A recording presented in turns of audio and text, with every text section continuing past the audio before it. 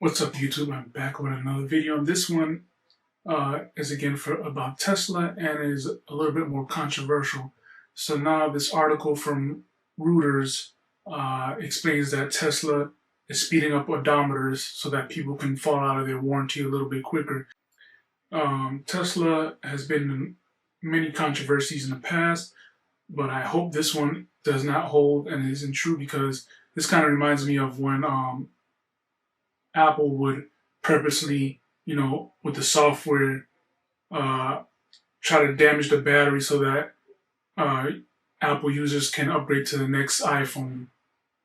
So this to me is kind of similar in that way. So the lawsuit here is in the U.S., of course, and it pertains to a guy that he says his commute to work, his work is about 20 miles. But his speedometer would claim that he was doing 75 miles. And he's recorded this. He has a 2020 Model Y brought in 2022 with 36,772 miles.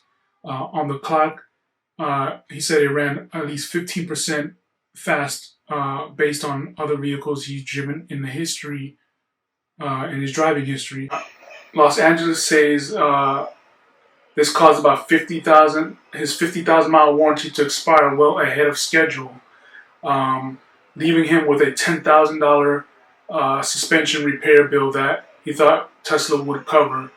And that kind of sucks, man, because, $10,000 is no joke when it comes to a repair bill. By tying the warranty limits with lease mileage caps to inflated odometer readings. So it looks like this was a leased vehicle. Tesla increased repair revenue, reduces warranty obligation, and compels consumers to purchase the extended warranties prematurely. So for an additional 2 years or 25,000 miles extra on your vehicle. And so basically, like they said, they were prematurely do that so they can get that money, that revenue.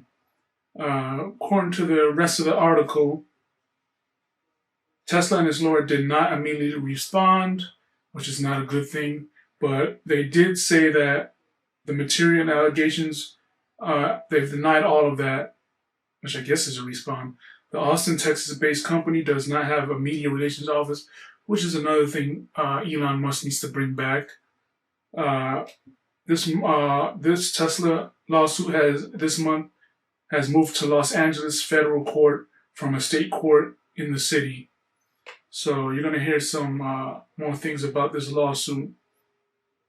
And then the same lawsuit that is going on in the smaller court systems about Tesla inflating their range. As you know, people would never get close to their range. Like, for example, when I brought my 2022 Model 3 long range, it was advertised as 352 miles of range.